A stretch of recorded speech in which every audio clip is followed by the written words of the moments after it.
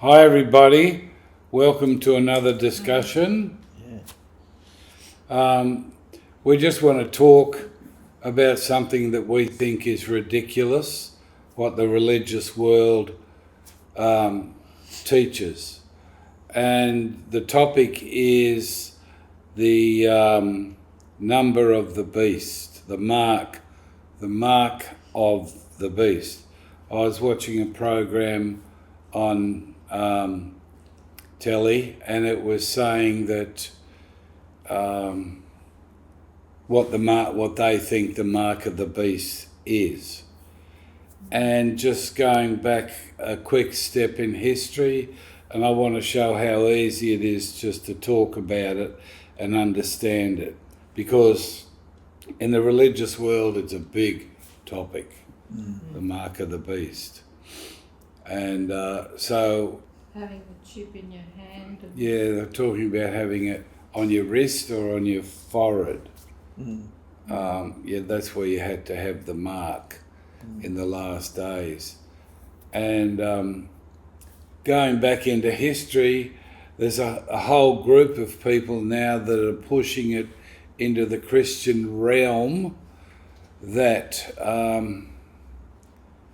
we have to go back to the days of the temple and the tabernacle, where they used to do Sabbath and 10 Commandments, the Old Testament, the Old Covenant, and they're pushing the Old Covenant ways into the rest of the religious realm, to say that that's what we should be doing today.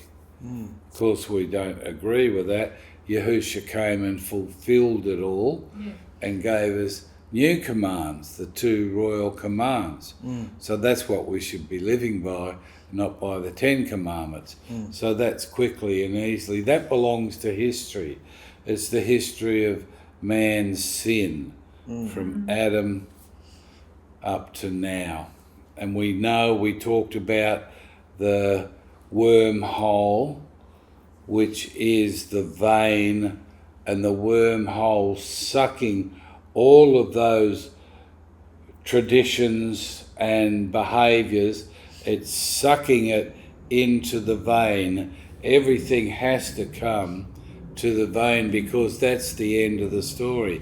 Adam and Eve is the beginning of the story, and Revelation is the end of the story.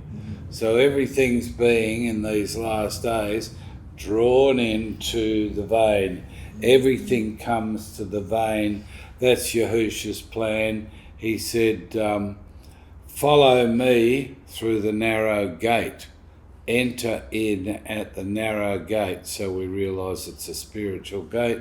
We all go in to get the baptism of the Spirit and the fire, and that's a cleansing, and that's where we find deliverance. Yahusha will deliver us from our sin. That's the good news. That's the true gospel. That's what we should be talking about. So all that history that's being drawn into the vein is sort of irrelevant at the moment. It's good to know, it's the knowledge, it's the history, but what people need to know is deliverance. That's what Yahusha came for, to deliver everybody from their sin, their wickedness, their unhealthiness. And he's done it through his word and his blood. So that's what's available for people if they want to get out of them what they know is really unpleasant in them. They can't get rid of their thoughts. They're guilty. They're feeling all sorts of dreadful feelings. As you grow up, the seed, the corrupt seed in you, tears you down, makes you weak. You don't enjoy life. You go through all sorts of horrible things. And there you are, stuck with your reputation of the things that you've said and done. There are people that don't like you, people that do, and it's really hard on everybody because they don't know the truth about the real gospel of deliverance. So that's just a quick background. Now we're looking at what these religious people pushing the Sabbath. They teach that doing the Sabbath is a sign on your forehead. That's the mark of Yahusha, they say. When the angels come to take us at the end, if you've been doing the Sabbath, you'll have the mark of Yahusha on your forehead. If you haven't been, you'll have 666. And the sheep and the goats, you know, they get thrown in the fire and the others get put in the barn, which is heaven. You know, so all that's going on at the moment. Now they're actually teaching that if you don't do Sabbath, you're not going to have Yahusha's mark on your forehead. Now we find that totally, completely, absolutely ridiculous. Totally. Yes. Yep. So I said to Victoria, watching this program, so if the Sabbath isn't the mark of the beast, isn't the mark of Yahusha, what is the mark of the beast? And she said to me, yeah, the mark of the beast is the spirit in your flesh. She said that's a sign of your behaviour. So I thought, wow, that makes a lot of sense. I agree with that. You know, yeah. But now we see what they're actually pushing globally through religion, that you all have to go back and do the Sabbath. Why don't we do the Sabbath anymore, Mark? We don't do the literal seventh-day Sabbath anymore because it was a shadow to teach people what the real rest is about. And the rest, the Sabbath that he taught them when they came out of Egypt, he taught them through the manna that they had to rest every seventh day. And then they were taught that the promised land was going to be a land of rest, a time of rest. It was all about rest. But then Paul said, most of you people, I fear you're not going to make it. I fear you're not going to experience this rest. He was talking to Hebrews, and he was talking in the promised land, and he was talking to people who were already doing the Sabbath day. And he said, you're not going to experience this rest, I fear. So it can't be those things. It's a shadow of, we know it's a shadow of the rest that we can feel inside him and the rest that's coming, the eternal rest. So that's why I don't do it literally, because it's like all the other feasts and instructions. They have to be interpreted behaviourally in us today. And I think it's a huge entrapment to take people back into that. Yeah. Because it signifies something so much greater. You can just, as we were for 10 years, resting on the Sabbath day, and your behaviour is just, there's still a spirit in my flesh controlling me, doing whatever I want to do in my religious behaviour. But I still did Sabbath, you know. So in that way, you're just like a Jew. What do you think about the brainwashing and the fear that they present if you don't do Sabbath? It's a great sin, and you will. Oh, you won't make it. Yeah. You won't. You'll have the mark of the beast on your forehead. Yeah. Now, that's like the Catholics teaching school kids with fear. Fear. When you look at historically, all that was done, it's the truth. And it's lots of great things written in the Old Testament, and they're great to learn and to know. But, you know, Yahusha came and fulfilled all of that old teaching and gave us a new covenant, new teaching. Yeah. And they're wanting to take us back to the old covenant and live that for today. What are they doing to Yahusha? Disregarding him. They're Bypassing. pushing him aside, basically saying he's nothing, he's nobody. It's all about Yahuah, and that's it. Well, it wasn't. Yahuah gave up his life to become a man to start with, and then Yahusha gave up his life to redeem all of us, to deliver all of us from the sin that was first created from Adam and Eve. Yeah. So in that, if we disregard Yahusha, then we're basically saying his sacrifice means nothing. Yeah. So if we listen to them and go back to the old times and do Sabbath and believe that the temple system is right for us for today, are we losing something? Yeah. Yeah. What do you think we're losing? You're losing Yahusha. You're going backwards instead of going forwards in history, because it was all pointing to him. It was all breadcrumbs to point to him. Every little thing. And as you said, every part of the older scriptures is just fascinating and wonderful, and we read it and love it. But when we read it, we go, oh, we don't have to build a temple. We are the temple. We don't have to kill animals. We are the sacrifices. It's all... The little key to interpreting all the scripture is it's all behaviour. So when you read something, okay, Sabbath, how does that affect my behaviour? Yeah. But going back, where's it going to lead us? To death. Dead. It's a dead carcass. There's So- dead carcass. There must be a going forth, and where's that going to lead us? Eternal life. Life. Yeah, but how? Well, Big time. Because we're going to be delivered. Yahushua wants to deliver us. He's showing us how to get the spirit in our flesh out by the fire baptism. And he's told us all through the scriptures to die to yourself, to give up the world, to go through the narrow gate, to go into receiving your peace. Once you've received your peace, you can enter into the wedding feast. So there's no deliverance in the old covenant. He gave us a new covenant. He came to deliver his people. He came to deliver us from the spirit in our flesh.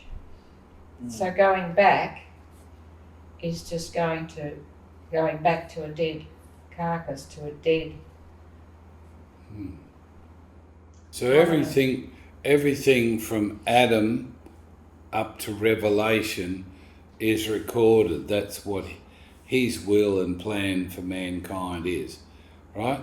The temple teaching is about halfway through, isn't it? You know? Yeah. Or just a little bit less than half in time. So the vein is up at the end. So we have Adam and Eve, the temple teaching, which they want to take into the world today. Then we have Yahusha, and we have the revelation and Yahusha's deliverance. He told us about that. We have to follow him and go in. So we have from Adam to the end of the story, start of the story, Revelation. And all the instruction you could ever want is in there. Why do you think they're doing it? Trying to get everybody to go back into the old temple worship that is not fruitful. Why do you think they want to do that? Power. They don't have the power, and they're reading a book that's all about power. And in the book of Acts especially, when normal people started getting the power, so people today read it and go, oh, we've got to get the power. We want the power. So why do they want the power? Well, because Power of what? the power of his spirit, the power of the overcoming, the power of, well, that's what the book's about. If you don't have that, or look like you've got that. Well, Jews don't want to overcome. No. They're still waiting for the Messiah. So Yeah. you've got all that stuff going on between. But what's the power that they want? they want the power to be able to control everybody and everything. So that's basically the devil, because that's what the devil wants. He wants the power to control everybody and everything in this world. Yeah. And there's some who just say, no, we won't give you that power. We're following Yahusha. And there's those that believe that by going back, they're following what Yahuah wants. Well, Yahuah is no more. He transformed into Yahusha and gave up his life. So people saying that, no, you've got to go back.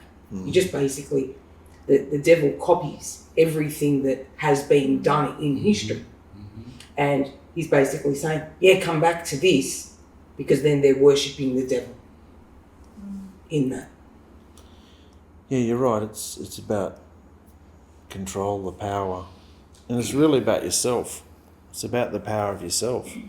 You want to, like, if you've just spent 10 years studying the Old Testament and everything, and you think you've learnt it and memorised it and enough to teach it and be somebody in it, and then somebody says, well, that's great, but all that, your behaviour's wrong. All the stuff you're learning is to teach you about how to overcome and get through the vein.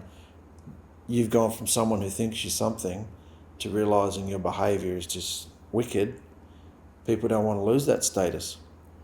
So they have to build a wall around their shadow teachings, and they have to, I mean, how hard was it when you came out of the world and how hard was it to see all these weird, stupid feasts that we were doing? Fortunately, we were coming to the end of them, but I was just like, it's just ridiculous. Why are you throwing out all good food and that sort of thing? It's like, that I could see, I didn't know exactly what it was about, but I was given the sense that it's not about throwing the food away, it's about something else. But it wasn't revealed to me what that something else was at that time. No. So we, What do you think? I think there's a Why great they want deceit, power? and why they want power, because they want the traditions and the systems of all the religions that have been set up, and they want the power to control and to be the ones that know the way, and that they will lead everyone. They just want, I don't know why they want the power, really. Okay, well, there's Yahusha on the throne in heaven. There's Satan. Yeah. What doesn't Satan want the people on earth to know about Yahusha? that he is come the and live. Messiah. That he's Alahim. That he is Alahim. One. And he can deliver you, live inside you, because Satan currently lives inside you. You can have him booted out. How does Satan feel about Yahusha's power and who he is? Seethingly hatred, jealous. Envy. Yeah, he just wants it. So what's Satan's plan to do to the people so they don't find out about Yahusha's qualities? Lie about him. Take them to their death. Return them back to the old ways that they were cut off from originally. Yeah, They were divorced. They were, their idolatry and their sexual depravities and all that sort of stuff. That's what he wants them to go back to, so that way he can control them. Because people know that book is a good book. It's a good book. It's a holy or whatever. It's a good book. So he takes that book and turns it into idolatry. So people can say, I'm doing what it says. I'm doing what it says. But they don't have the change. They don't have Yahusha living inside them. Therefore, he's turned a good book into idolatry and evil. He takes the scriptures, Yeah. uses the scriptures and twists them around to show that people that this is the way. There's a great deceit. Every time you see Yahusha when he's transfigured, what is the most startling thing about him? The brightness, Power, the the light. brightness, yeah. What's another word for brightness? Shining. So every time you hear about Yahusha, he's shining. Yeah. When Satan stands next to him, does he shine like that? No. It's just dull. So Satan is trying to stop everybody on earth to know the qualities. What are the qualities of Yahusha? You've just been through them. Loving, kind, gracious, humble. Fruits of. All the fruits of righteousness. So he behaves that. And what does that do to Satan? Furious. Freaks him out. Reveals Reveals what he is. his His behaviour. character. Because Satan knows when people find out who he really is, they will instantaneously worship Yahusha. Right? So he's working at everyone worshipping him. Satan wants everyone to worship him through self-worship. Yeah. And then he's going to come and say, no, I am.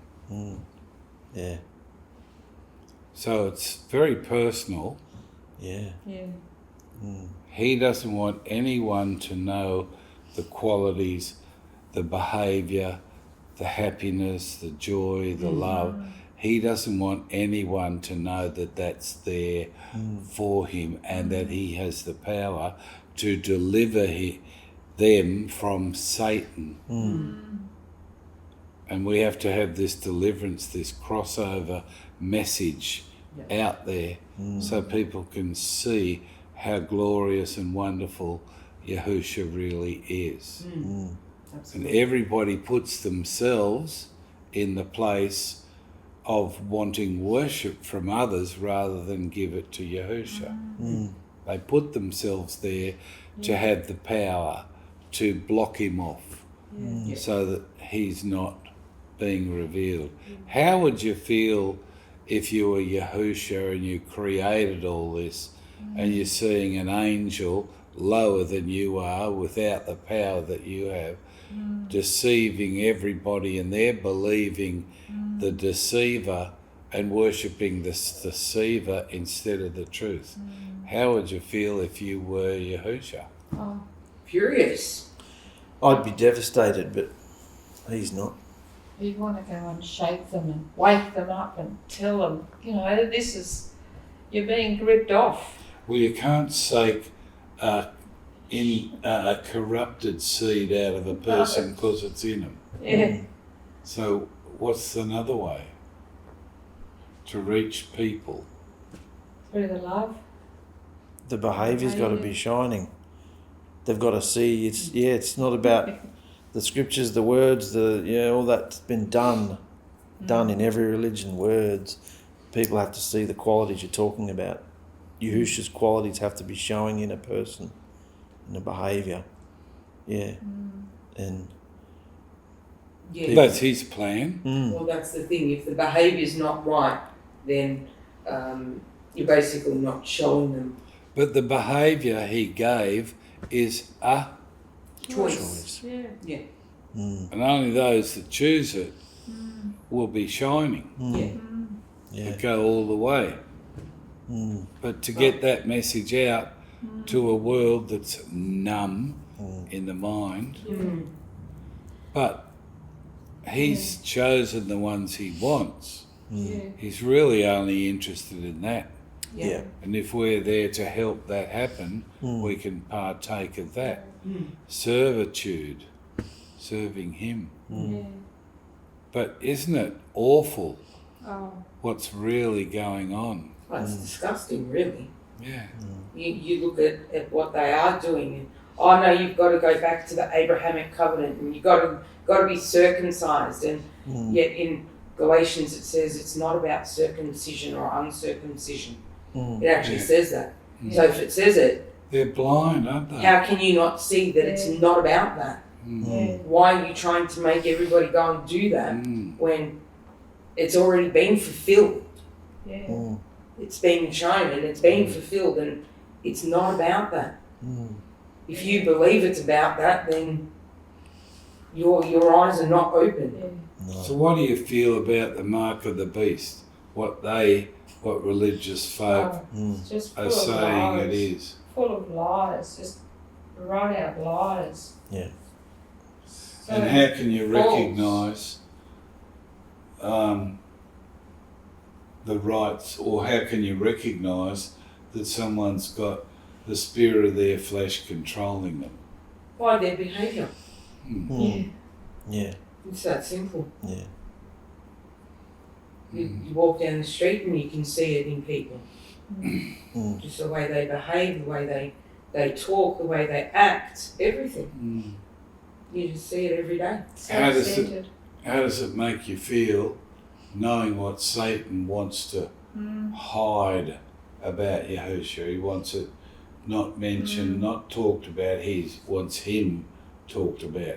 He doesn't want anyone to know the qualities of Yahusha, the love that's there. How do you feel about that jealousy?